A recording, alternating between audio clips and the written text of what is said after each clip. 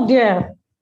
Welcome to HR Hangout, proudly brought to you by the Human Resource Development Ministry of Global Harvest Church, Liberty Road, Ibadan, Oyo State, Nigeria. My name is Nimi Aditira, and I'll be your anchor for tonight. Before we begin, I would like to seize the opportunity to say a very special thank you for this privilege. Thank you to my pastors and spiritual parents, Pastors Femi and Tolu Aladesomi. Thank you so much for this opportunity. I do not take it lightly. And to thank also is my HOM, Head of Ministries, HRDM, Mr. Yinka Fajige. Thank you so much for this opportunity. I am grateful. Welcome once again to HR Hangout. With me, I have two amazing personalities, phenomenal professionals doing amazing things in their various sectors. And they will be sharing insights, answering your questions, and sharing wisdom on how you can discover who you are and also decipher if you are designed for business or not. At this time, I would like to welcome Architect Bode and Dr. Alabi. It's good to have you, sir. It's good to have you, Ma. Thank you for having me. Good evening. Thank you, Stanley. It's good to be here. Thank you, Ma. Thank you, sir. I will be reading the short bio before we begin with the questions. Please feel free to leave your questions in the comment sections. Drop your comments. Let us know you are following, and sit tight as you enjoy this hangout. Dr. Olufadekemi Kunle Alabi, I beg your pardon, I hope I pronounced that correctly, is a dental surgeon, and she holds a PhD from the University of Ibadan. She is a Christian who believes in purposeful living and encourages others within a circle of influence to live their lives to their full potential. She's happily married with children. It's good to have you once again, Ma. Thank you very much. Mr. Bode Golade, FNIA, a fellow of the Nigerian Institute of Architects and International Associate of the American Institute of Architects, and a fellow of the International Professional Manager Association, United Kingdom. He is a thoroughbred and results-oriented professional with over 20 years experience in architectural practice, corporate management, and construction. He started his career in 2002 at Aki Consultants, where he worked as an architect and delivered on diverse project portfolio and development. He then moved to work at Access Bank as project manager from 2006, before joining United Kingdom for Africa in 2008 as project management team lead of the bank corporate transformation initiatives for the group executive office, and later as head of project operations, UBA Properties. Bode is an astute human resources manager with a passion for optimization management and operational excellence. He is currently a director of BGM Architects Limited, a vibrant architectural consulting firm owned by himself and his lovely wife. He is passionate about self-development and attainment of excellence, and has improved, I beg your pardon, as a development coach over the years. It's good to have you once again, sir. Thank you very much for having me. So we are here to talk about business, who you are, how you were designed, business to do or not. We have a lot of people asking questions. They are confused about who they are. They don't know if they have what it takes to start a business. They don't know if they have what it takes to offer to their community. Some people really do not know why they exist. They don't know if they have the right skills, they have the right gifts. They are just confused about who they are. They really want to know. And it's a mind-boggling question for a lot of people. And I know that this conversation will help them discover who they are before even finding out if they are designed for business or not. Dr. Alabi, I will be asking you this question, Ma, if you don't mind. Would like to know, Ma, what do you say to people who say they don't know who they are? How can they discover their purpose? What are the things they can look out for? What are the things they can focus on? What are the things, the pointers that can help them to discover who they are? Thank you very much for having me on this program. I'd like to thank once again the leadership of the Global Harvest Church and the HRDM ministry. To answer that question, I think the problem people have is they're not looking inwards, they're looking outwards. Everybody has something to offer. God didn't waste his time creating anyone. So if we look at it from that perspective, that means that there's something in you that is worth giving to the world, something that the world needs in you. So I believe if everybody tries to look inwards, they will find out who they are and what they can offer to the world, to the society around them. Sometimes maybe because they're looking at the big picture that, oh, I'm too insignificant in this big world. It makes it difficult for people to see their worth. But if you look at it in the sense that if God created me, there must be something I have to offer, and you look inwards, don't compare yourself to others. I'm sure you'll find out who you really are. Thank you. Amazing. Thank you so much, Ma. So to know who you are, look inwards. You have something to offer. If God created you, if God made you, then he actually gave you something worthwhile. He gave you something worthy, he gave you something significant. So you are worthy. Architect Bode, please, sir, do you have something to share about purpose, how people can discover who they are, how they can know how they are designed? Thank you very much. From my perspective, there are like a set of 5 questions I would always encourage people to ask. And the last of the question is what I seem to feel is the most important. So everybody could ask this as a checklist. I'm not saying it's all inclusive in itself, but it's a pointer and it's a starter for you to know whether you're designed for business or to be an entrepreneur. You can start by saying, am I a persistent person? Do I have a great deal of drive and stamina? Do I see problems as opportunities? Do I have great intuitive sense and I thrive on new ideas? If you answer a yes to that, people would tend to say, okay, yes, you're on the right path. You ask the second question, I tend to rebel against authority. I want to be my own boss. It's another pointer that people see as what put you in the direction of being an entrepreneur or to be a business person. The third one is I'm very positive, I communicate well, and I enjoy working with people.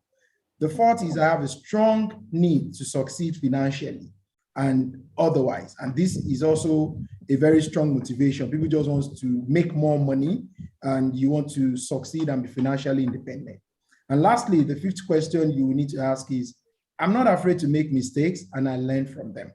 All the first previous questions seems nice, but for everyone who can answer a yes to I'm not afraid to make mistakes and I learn from them is people who are actually built to be business people and to be entrepreneurs, in my opinion. Fantastic. From what you said, sir, you said people who are actually built to be entrepreneurs. So that brings me to the next question.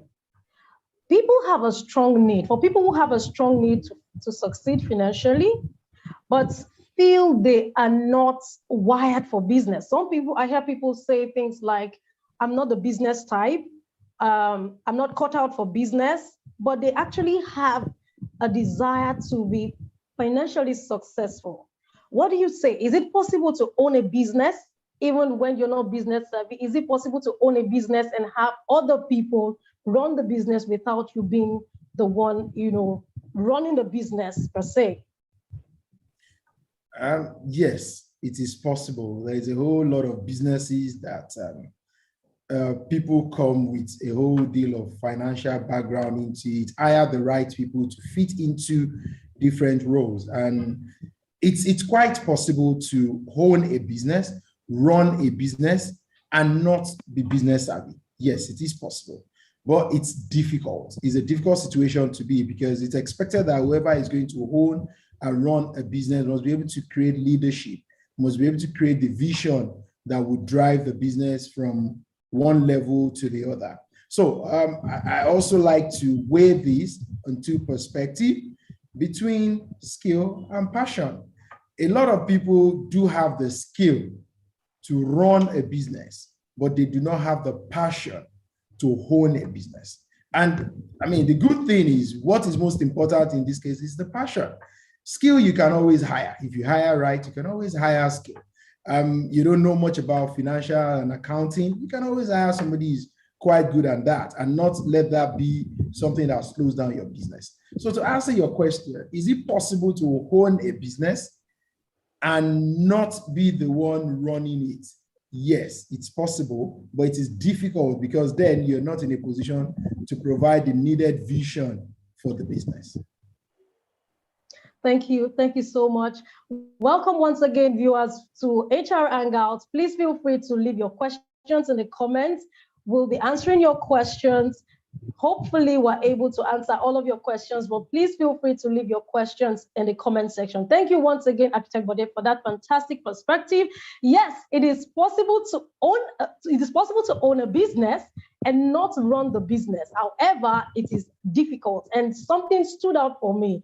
Two things you must consider. One is skill and the other is passion. But what is most important is passion, because you can always hire skills, but then you have to be passionate about your business. So if you are considering owning a business, you have to ask yourself these questions. Do I have the passion to run my business? You can always hire skills, but then do you have the passion to run your business? Also, there are people who believe they can just stick to their career. They just want to focus on their career. They don't actually want to have anything to do with a side business, some things like real estate investment, anything side hustle, as it were, a side business. They just believe that they can focus on their career and find fulfillment. They necessarily don't have to do any business. Is that possible, or what would you advise, Dr. Alabima? Yeah. Okay. First of all, why do we pursue careers? I think that's a question we have to answer. Is it to put a meal on the table, which is a very important factor to consider? So if that's the case, you have to give it your best. You must do whatever your hands find to do, you must do with all your might. So you have to give it your best, but that does not define who you are. So we have to be able to separate our careers from who we are. The fact that I'm doing something to put food on my table doesn't mean that is what I love doing. It doesn't mean that's what I'm even good at doing. So if that's the case, that means you are leaving a part of you behind to pursue a career. What happened to me, because I'm just going to talk about my experience, that I don't see myself as a business person. I'm just a person that followed my passion. And I believe that's why what I'm on this program to talk about. What's happened to me was I was pursuing, I'm a career-oriented person. I like to be driven by goals. I want to achieve something and I chase it. When I hit it, I'm chasing something else. So that's just me. But I took a while to sit back and realize the things that make me happy. Those things were not really part of my career. So what I did was I made those things my, you call this side hustle. Side hustle, yes, let me put it that way. And that I find joy in doing them. And somehow it became passion to profit for me. So I think you can actually do a side hustle, or you can pursue something else aside your career, as long as it is not affecting your career, because you are supposed to give your best to a career that you are being paid for. Because if you also start employing people, you want them to give their best, and you will reap what you sow. So that's the way I see it. You should do your best in your career, but don't lose yourself in your career. Amazing. Thank you so much, Dr. Alebi. You can actually pursue your career, be committed to your career, and also have a side business. Okay, something stood out for me too when you mentioned, Ma, that you actually discovered something you were happy doing, you were happy about them, and then somehow you just started doing them because you found happiness in doing those things, and then eventually you were able to convert it from passion to profits. That's actually amazing. It's amazing. So it's possible, it's really possible to pursue your career and also own a side business. But Architect Bode, I beg your pardon. Please, what's your perspective? The perspective is you are wired to multitask. So for everybody who just focus on the 9 to 5, they're missing out on some goodies on the side. My take on that is you can do your job and still mind your business. And for those who are fortunate enough, whereby, I spoke about passion earlier, where your skill set aligns with your passion, it's a fantastic way to be wired. I mean, those who fall, like myself, fall into that category, you don't know what God has done for you, because what you enjoy doing, it's what you rather also do for free because you so much enjoy doing it, is something someone is also paying you for. So you just find a meeting point, an alignment between your skill sets and your passion. However, it's possible for you to have a 9 to 5, to have a career you're pursuing, and still do a couple of side hustle, as some people choose to call it. But I just call it your business. It's your business. You can mind your business. There are a whole lot of things you can do that do not even take so much time off you. And then you realize, by doing that and getting good at it, sometimes along the line, you just realize that if I take this as a full-time job, then it really makes no difference because I enjoy doing it. It brings in far more money. It gives me joy. It gives me the flexibility. And that's where passion comes into play. So some other people would like to call it your talent. Something that just naturally comes to you. So, and it does not in any way interfere with your career choice. It's possible that there are people who are wired that way. The career choice is one line, and they just enjoy doing something else on the side, and that fetches them extra. So my take is for everybody who does not take that kind of opportunity, then you're missing something. I've seen career bankers who own schools, not even one, not two schools. They just say, oh, I just like imparting knowledge. So you just get the right fit of people together, and then from one school, 2 schools, 3 schools, and he still wakes up in the morning, not his tie, and go to his 9 to 5 job. So it's a perfect meeting point. Your skill in any way do not impair your passion, and you're even much blessed if your skill and your passion align along the same path. Wow, fantastic. Thank you so much. Thank you so much, sir. That's really insightful. So it's really possible to pursue your career and own a business, your business. I like the fact that Akintagbade said you can mind your business without allowing it to affect your career or whatever it is you're doing. For your 9 to 5, you can actually be committed to your 9 to 5 and also mind your business. Okay, so this brings me to another question. Akintagbade, you mentioned talent, you mentioned gifts, you mentioned passion, and somehow most people find it challenging to discover their talent. Sometimes it's something they're already doing, but they don't know that they can monetize what they are doing. They're happy doing whatever they're doing, but then they don't know that they can monetize it. They don't know that what they're actually doing is a talent that can help them in business. How can people discover their talents? How can they discover their gifts? And how can they use those gifts to start a business or for business? Thank you. This is a difficult one to trash in the little time we have. Okay, let's start from the perspective of people who do not know what their talent or their gifts are. That is that I can narrow down to ask the question, what do you enjoy doing? Naturally, that without stress. So that's one category of people who do not even know what their skills or what their talent. No, they can learn skills, but what their talent or their gifts are. Those are one set of people. Now, monetizing this thing is another kettle of fish on its own, because it's quite difficult to teach, actually. It's quite difficult to teach.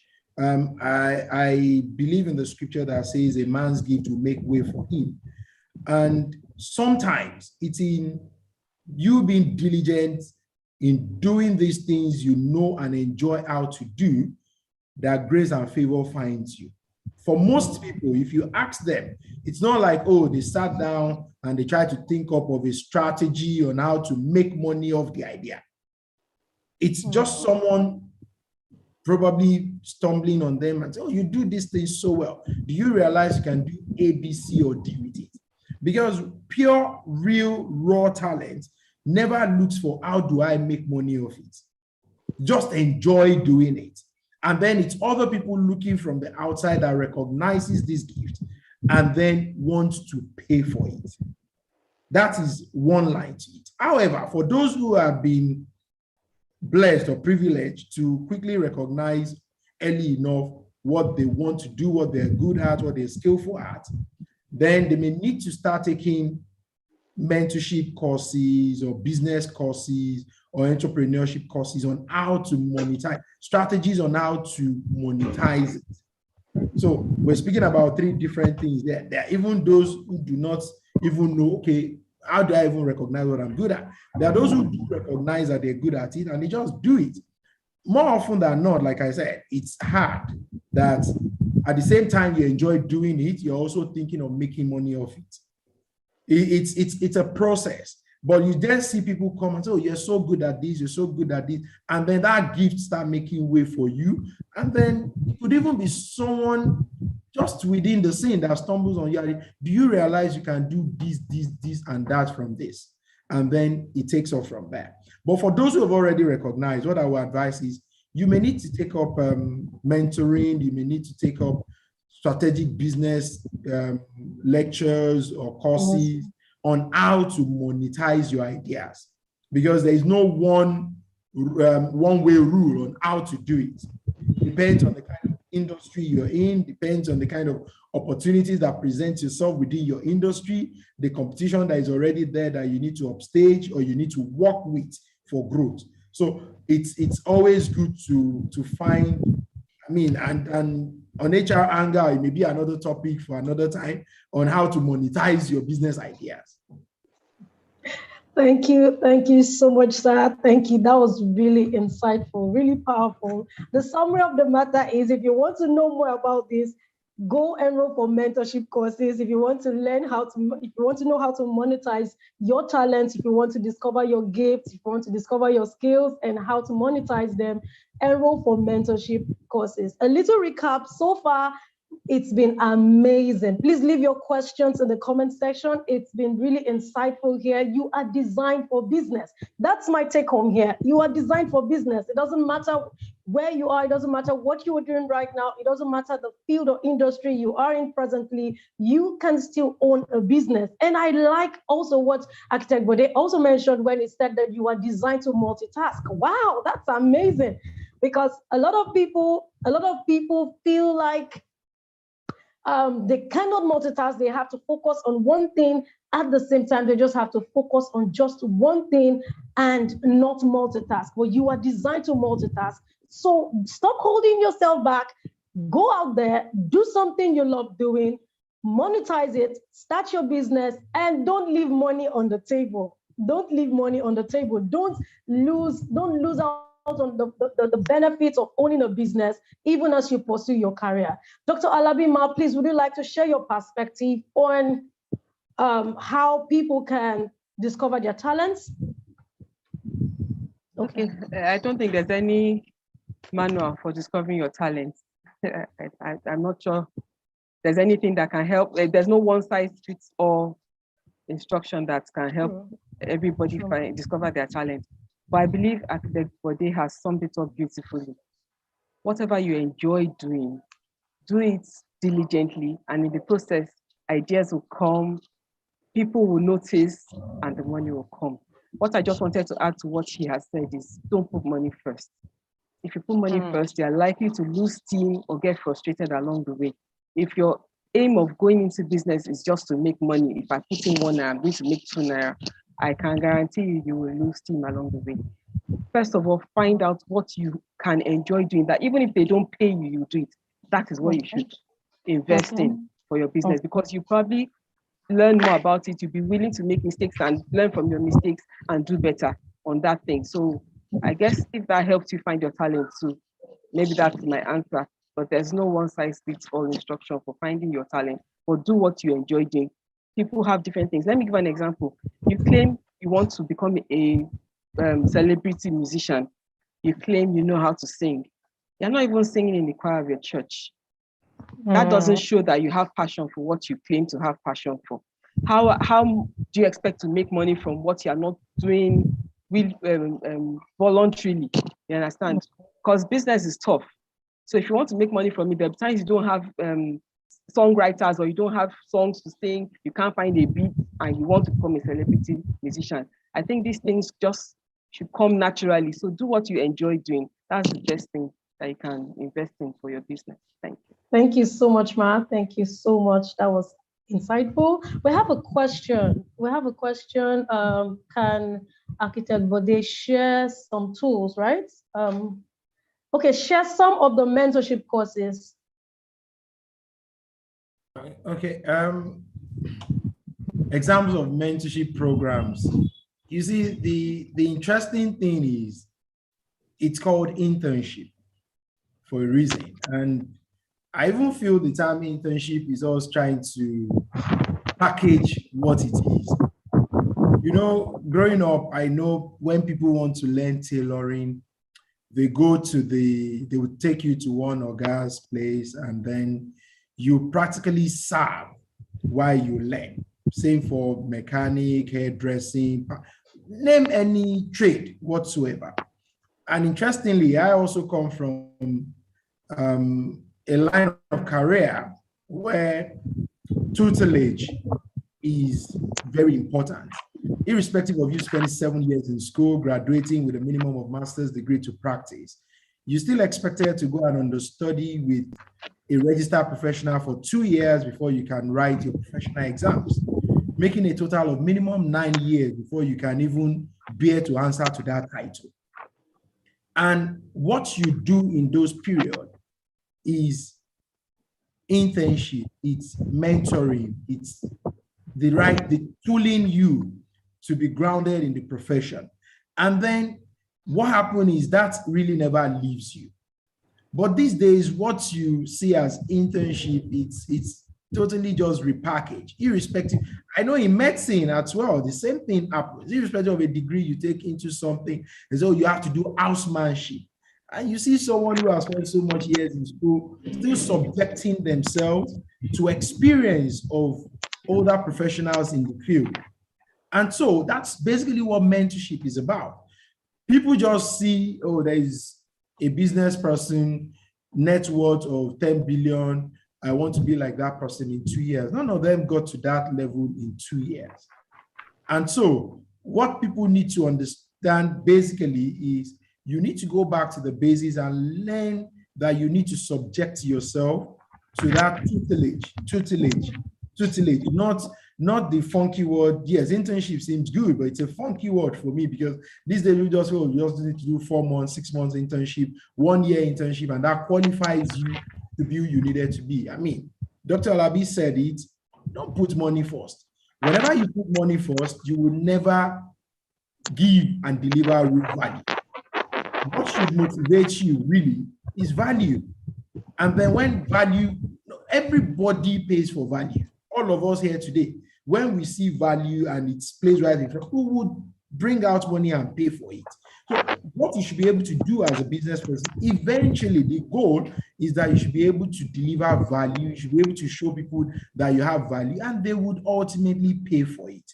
So sharing an example of mentorship programs off the top of my head, I know there's a Tony Elumelu mentorship. There's a whole lot of them all over the place. There's a Stanford Seed program to help businesses. They would fund you, I think, up to 40 or 50,000 US dollars, and they would even mentor your business once you can provide a sound business case. There's a whole lot of them all over the place of mentorship programs that even bring seed fund into your business. You understand? So these are some of the examples, but basically, can you just look around you, look for someone who does what you wish to be doing. It may not be in a way that is as psychedelic as you want it to be, but you could learn 1 or 2 things from them. And that's what I think is really missing in the real business world that we are today. Mentorship, and tutelage is what people are willing to forego to get ahead. And that's what they really need to tool themselves with, undergird what the value of their business will be, and then be able to give real value and then start making good money. Thank you, sir. Thank you so much. Thank you, sir. So we have mentorship programs to Nolumelu and Stanford Seed. There are so many others that you can actually research, or you can, reach out to HRDM via any of our social media handles if you need more of these programs, examples of these programs, and then we hopefully will share them with you. All right, so we have another question. What tools or steps are available to discover my makeup and gifts? What tools or steps are available to discover my makeup and gifts? Dr. Alabima? Thank you very much. I believe I've already said I don't have an answer to this question because I don't believe there's one answer for everybody. Yes, you did. So I don't know if Architect Bode can help us with this one. Okay, thank you, Mark. Thank you, Mark. What steps? I think I said that earlier on, that you can just use try to answer some questions. Like I asked at the beginning, and I said the last of them is, okay, for you to discover your gifts, it's basically about what do I enjoy doing. I don't see it as stress. I mean, I just enjoy doing this thing. You understand? It's just the right, this thing, where if you wake me up any time of the day, I just enjoy doing it. And it's a pointer for what line of career people should generally just go into. Not by which subject I like most, I don't like, what profession my father wants. Just look to yourself and say, okay, what do I enjoy? I mean, and there's this, and like just about your passion, and nobody can answer this question for anybody. Your gift, you know what you're gifted, what you're good at doing. I mean, it's just there. The answer is right there in the question. What do I enjoy doing? And for people who, and that's your passion, really. And like we said, it's not a straight-jacketed thing that, oh, these are the things that would point you, because we all differ. And interestingly also, there are people who enjoy doing certain things in their teens, and in their 20s, they don't enjoy those things. And in their 30s, they don't enjoy those things. People are also dynamic. People change with time. But there are certain constants about the way you are wired, and everybody knows how that is. So to say, oh, these are the tools, these are the steps, it's just about your passion. What do you enjoy doing? I mean, answering that question can be tough for some people, but deep down, there's something everybody enjoys doing. Thank you so much, sir. Thanks a lot, Dr. Alavi. Thank you so much, Architect Bode. It's been an amazing experience already. I hope you're taking notes. I hope you are getting insights, and I hope you are really learning something, and I hope you are being encouraged, challenged, motivated, or inspired to own your business or do something with your gifts and your talents, even as you discover who you are. We have another question from the audience. If I accidentally find myself in business after childbirth, for example, and it's been a struggle, what do I do? What do I do if I accidentally find myself in business after childbirth? What do I do? Okay. Hello, Who would you, I think Dr. Architect Bode. Okay, you want me to answer that? Yes, she will, and then you too, sir. It's been a struggle. Don't quit. Keep at it. Keep at it. The mantra should be: get up, dress up, show up, keep going. Don't give up. Yeah, even without, I mean, childbirth can really be a slowdown period. Then what people really need to, I know starting out in business is difficult to have, to be able to hire the right skill, the right fee to make the business run without you being there. But that should be the aim and aspiration of every business, that it should grow to a point where you can actually take a back seat and let the business run without you. But if it's been a struggle, see, everybody have been through that struggle. Everybody ahead of you, people coming behind you will be through that struggle. So please don't give up. Just like I said, look for support. You always have the support all around you. Look for the right kind of support and don't give up. Just keep going. Just keep going. I can't say, oh, you need to take some time off. The competition is not taking time off. Your customers that are bringing money will not take time off. So you also can't take a time off.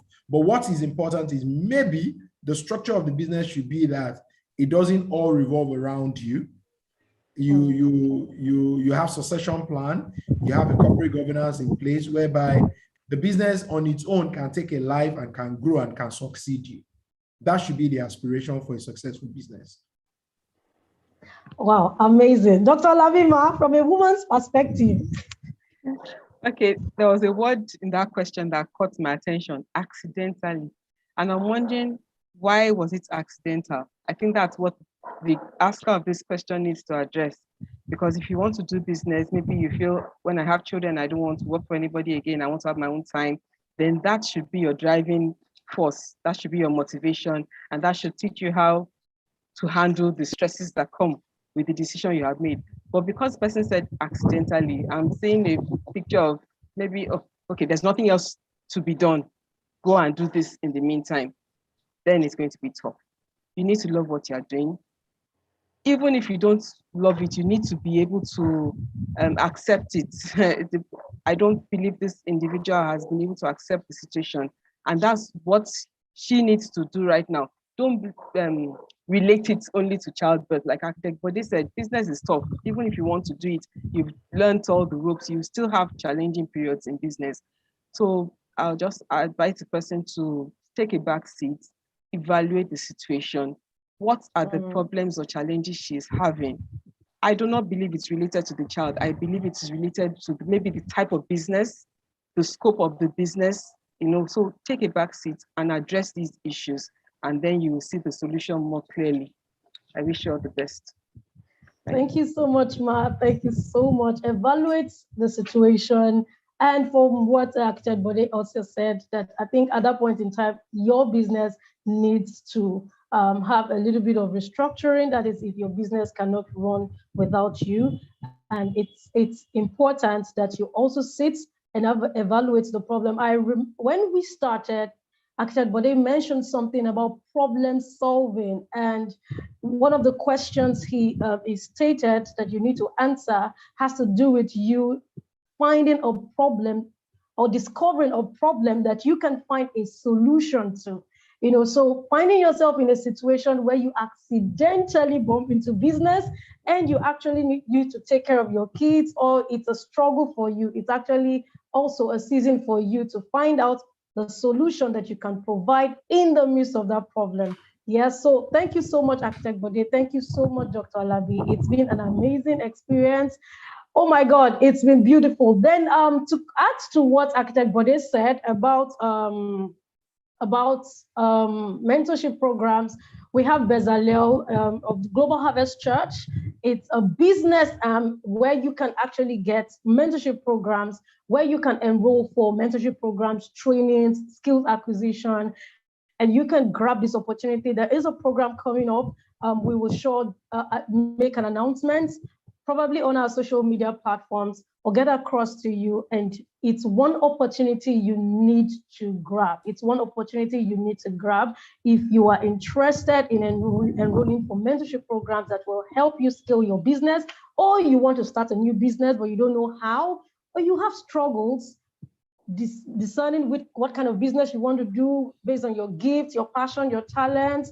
You just need guidance. It's one of the things that has been emphasized here. You need guidance, right? You need to learn from someone. You need to learn from people who have been in this business. And that's why we have professionals here tonight. We have professionals. You bet you've been actually having great, insightful, invaluable knowledge here, right? So it's an opportunity for you to enroll for mentorship programs. Just reach out to us. via any of our social media platforms, and you can also enroll for these mentorship programs. We have another question, Sir and Ma, we have another question, and this has to do with people who have been in, let's say for someone who has been in a different field or in a different industry. So for example, someone who has been in, let me say, a medical field, for instance, and been there for over a decade or more, and suddenly realizes that they don't find fulfillment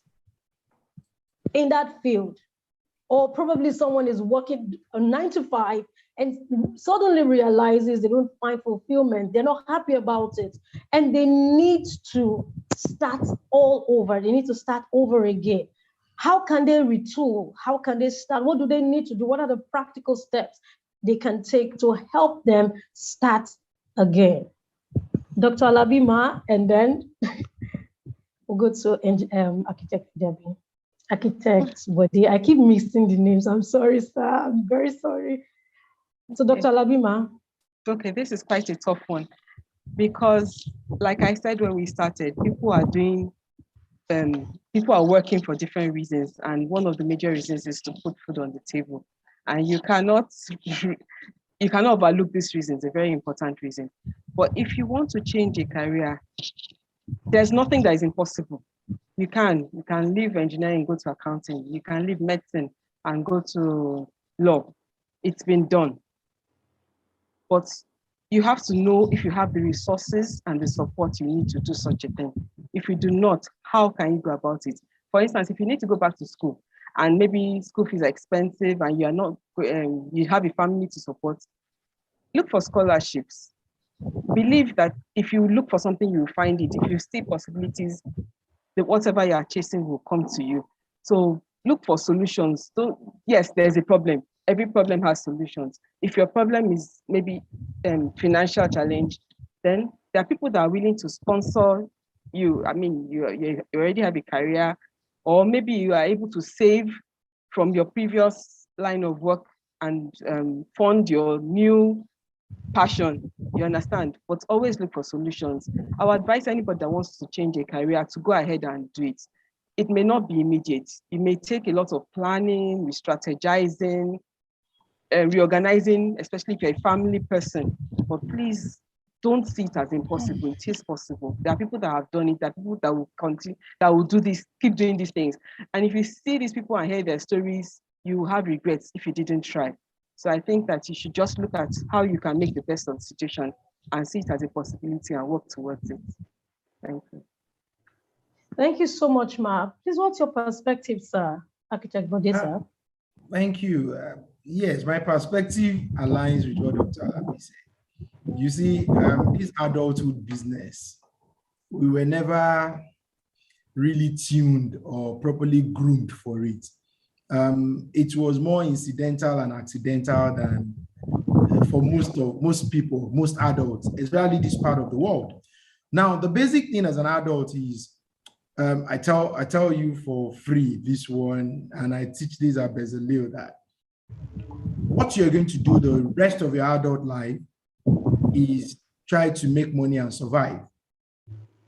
And not one course, if you happen to have, irrespective of how many degrees you have, as much as the degree is not tailored towards MBA, entrepreneurship, or whatever, not one of them is going to teach you about the art of making money, saving money, keeping money, investing money. No course, no subject in your 12 years of primary, secondary education, no course in all the units you will take in university would prepare you for this. And all of us as adults generally just want to survive. What we try to do as adults is just to get by and survive. So a few people rarely leave. A few people rarely tap into the depth of their potentials. So I take it from this perspective. You want to make a career change. My advice is that people should even make career change like every 2 or 3 years.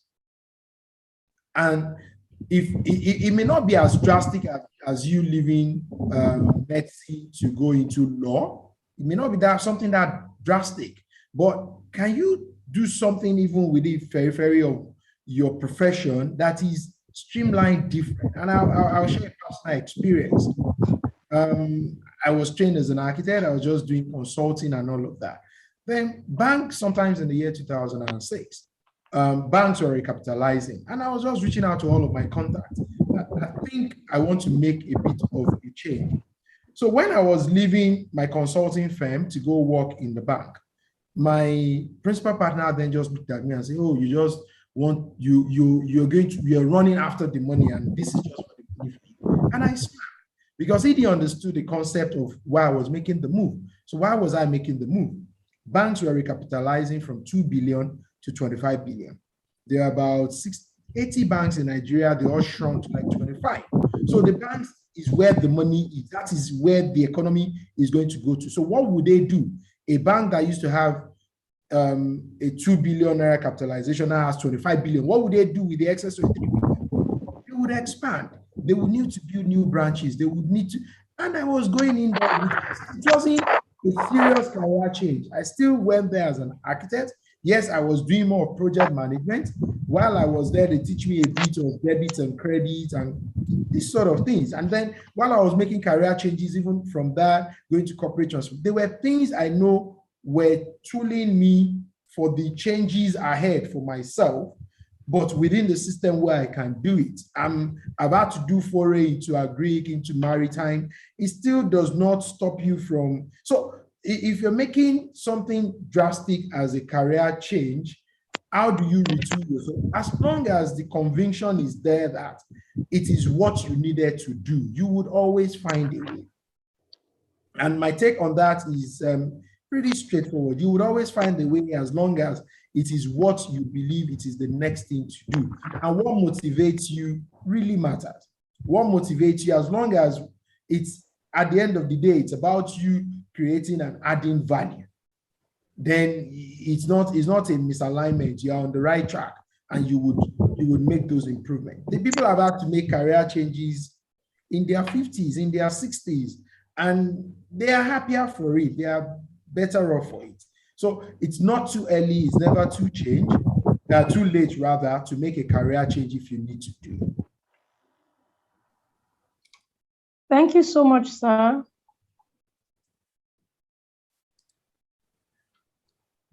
Thank you so much, Architect Bode, for that. Thank you so much, Mark. Thank you so much, Dr. Alabi. So it's never too late. You can always retool, right? And okay, we have a question. What advice can you give for doing business with in present Niger? That was what it was said in present Niger. What advice can you give for doing business in Nigeria of today? Dr. Alabima, then we'll go to Architect Bode. My advice is remain positive. Keep being optimistic. Because if you are looking at the Nigerian state as it is, or any situation where you find yourself, if you are looking at the circumstances you find yourself in, you may be overwhelmed by them.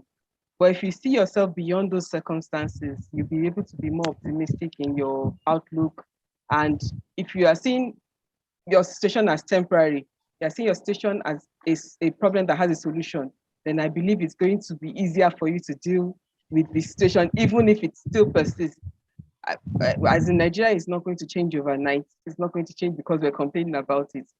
But we can make the most of the situation by not dwelling on the negativity. We should be positive about it. I think being optimistic is really going to go a long way in helping your business, because if everybody is saying failure in a place, you will see opportunities, and that will help you. Isaac sowed and reaped 100-fold in a land where there was famine. So it can happen to you too if you see it happening to you. Thank you. Thank you so much, Ma. Stay positive, be optimistic, find opportunities in the problem. Find opportunities in the problem. Your perspective, sir, Architect Bode, sir.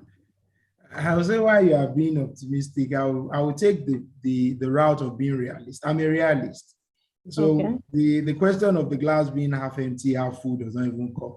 The measure is where it is. It's either it's 2 liters that is in the cup or 4 liters in the cup. So the reality of doing business in Nigeria is, if you are not doing business in Nigeria, then you're not even optimizing the opportunity that Nigeria presents. Is it 30 days make a pay that will solve your problem? The reality on ground is, if you're not doing business in Nigeria, then now, when it comes to, let's be practical about it, and that's why I say I will toe the line of being realistic. You will see people raise millions just to, what's the word now, jackpot. Yeah, just to relocate. They will raise millions, and then they get there and they are going there to do menial jobs. Some of them are not making serious impact, so they think. But yes, they feel the environment, it's this, is that. Perspective is an issue of perspective. Nigeria is a difficult place to do business. Yes, I know. In the past 1 week, we all be shouting the cost of power. The power is not there. Diesel was 650 yesterday because we get from, or 720 in some quarters. The security is not there. Yes, all these challenges are not there. But every day, if you look closely around you, a lot of people are still not running away. Their businesses are still here. There are businesses that have moved out of Nigeria because of certain challenges. There are businesses that have stayed. So that's even an opportunity for other business to even fill those gaps. So there are gaps to be filled. There's money to be made. So I'm a bit passionate when I speak about this. So it's a function of perspective. A country of 200 million people provides enormous business opportunity to make money. Don't even target a 1% of that 200 million, and let each one of them be able to give you 10 naira in a month, and then do the math. So why do people complain more? Is because they can't bring any value on board. And that is the reality. For those who can bring real value on board, I'd say, look, I just want to target how many people. Lagos has a population of 22 million. I just need 1% of this population to patronize my services, to take services and value from me, and pay me 100 naira a month, and then do the math. So Nigeria is a land, and I like that we should start confessing good things and positive things about the country. Honestly, I don't see any country that is better than this country in terms of the opportunity that it presents. I mean, I believe that strongly, that it's a land that is filled with diverse, numerous. It's difficult. I take that from you. You see, if our people focus more on going abroad to do business, you will see perspective really, truly change. Because you see businesses that start from here, and before you know it, they are in Zimbabwe, they're in South Africa, they're in Ghana, they're in London. Businesses that start from here because they know that they understood the terrain, and you can do something successfully within this difficult terrain. How much more will you find where things are a bit easier? So the opportunity is there. The reality is we just choose not to see it, and then we just love to confess what we should not confess. Nigeria is blessed, and doing business is difficult. I'm not missing word in that. It is very difficult, but the reward is worth it. Wow, interesting. So Nigeria is blessed. Look out for the opportunities and just create solutions, bring value to the table, and of course, you will see opportunities. You will see amazing opportunities here in Nigeria, and also confess good things, confess the word, confess positive things over Nigeria. Okay, so Nigeria is a blessed country, and so we are blessed. We are blessed people, and yeah, doing business in Nigeria is tough, but it is possible. It is very possible, and you can make a successful business here in Nigeria if you can bring value to the table. That's an amazing one. Thank you so much, sir. Thank you so much, Ma. We have another question for Architect Bode. This is from YouTube. Sir, the question says, what about the situation where your passion or business takes a lot of time and energy, but it's not enough to live by? Do you still keep your 9 to 5 or you prioritize your joy? You prioritize your joy. This is a no-brainer question for me. Yes, the 9 to 5 is because somebody else is fitting the bill. That's why it seems easier. That's why it seems easier, because the paycheck will come irrespective. And what an average I'm not speaking down. There are fantastic employees out there that people contribute massively to grow businesses, who give their sweat and their all. But it's also disturbing when you see people who believe they just need to be paid, because what do? They show up. As long as they show up 20 days in a month, you have to pay them. And that is not real value, because that's not diligence at work. A lot of employees are in that category. So if you don't see that freebie coming from, I show up, I get paid, prioritize your joy. I think if you say it takes a lot of time and energy, you're building something. By the time it is built, then the energy, it will all be worth it at the end of the day, because it's your passion, it's your business. It's supposed to take, you don't go on break on it, it's your own. At the end of the day, the joy is, this is mine. 24 hours, if you need to sleep and wake up on it, you will see your real value, and that is the reality. But if I just need to do a 9 to 5, I get to work 8, I close 5 o'clock, irrespective of whether I had value or not the whole day, I get paid at the end of the month. And that is what takes people away from their fulfillment eventually. Thank you so much, sir. So it's a no-brainer question indeed. Prioritize your joy. Okay, do what you love, and it's the joy of owning your own thing, and you actually have a choice to make here, and it's your decision at the end of the day. Thank you so much, Architect Bode. Thank you so much, Dr. Alabi. It's been so good having you here. I've learned a lot, and I'm sure our viewers, our audience have learned so much from you on finding their design, knowing who they are, and if they are meant to do business or not. And I also like the fact that we are encouraged to do business. It's such an encouragement for me personally. Thank you so much. It's so good to have you. Thank you once again to my pastors, Femi Antolu Aladesami, for this opportunity. Thank you, HRDM. This is such an amazing opportunity for us to learn, for us to grow. I am so thankful for this opportunity. Okay, so before we wrap up, I would like to announce the next HR Hangout. Yes, there's going to be another HR Hangout. So before I sign out, I'm going to be announcing that. Okay, so the next HR Hangout will be about the meet called Capital.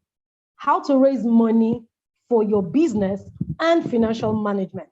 How to raise money for your business and financial management, leveraging on digital technology to scale up your business. Isn't that exciting? So look forward to for the next HR Hangout, and you will have a wonderful time.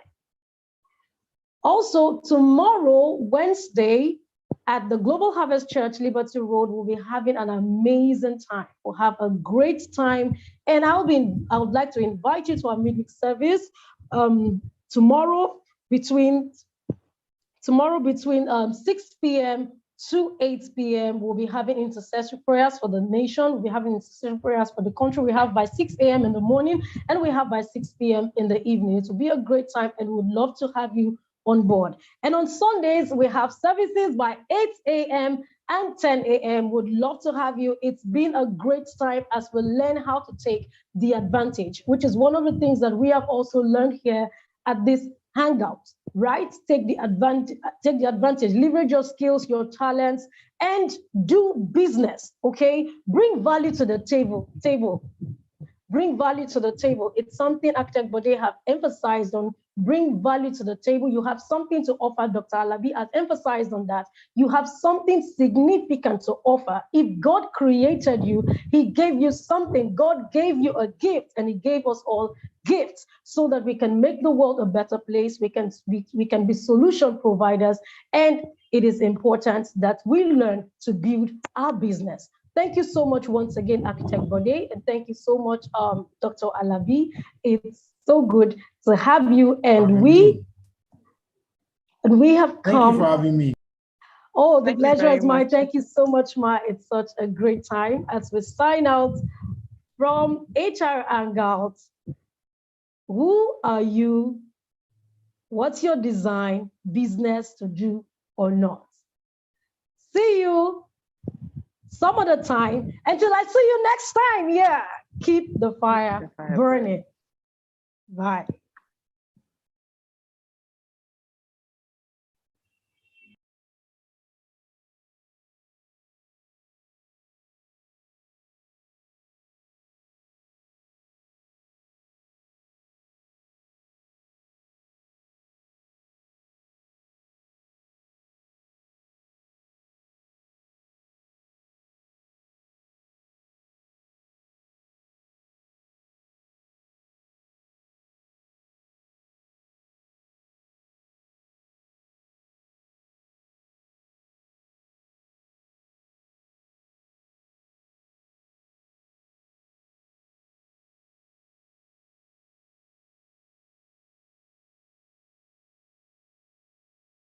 Psalm 122 and verse 6. It said, pray for the peace of Jerusalem, that may they prosper who love her.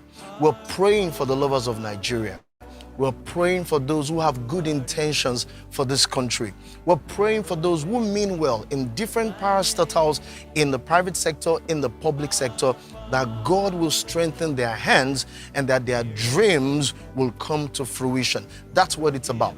Trusting God for our businessmen to do well, trusting God for our public servants to do well.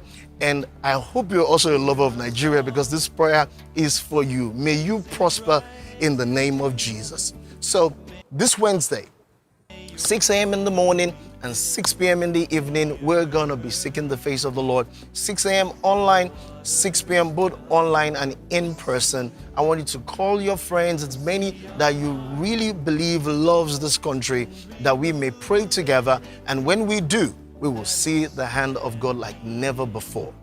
Now, interestingly, from this month, I've come to realize we just have about a year exactly to the next general elections. Isn't that something? And every month we can seek the face of the Lord and pray for our nation, because we believe the best days are not behind us. They are here in the name of Jesus. Look forward to catching you at this prayer meeting.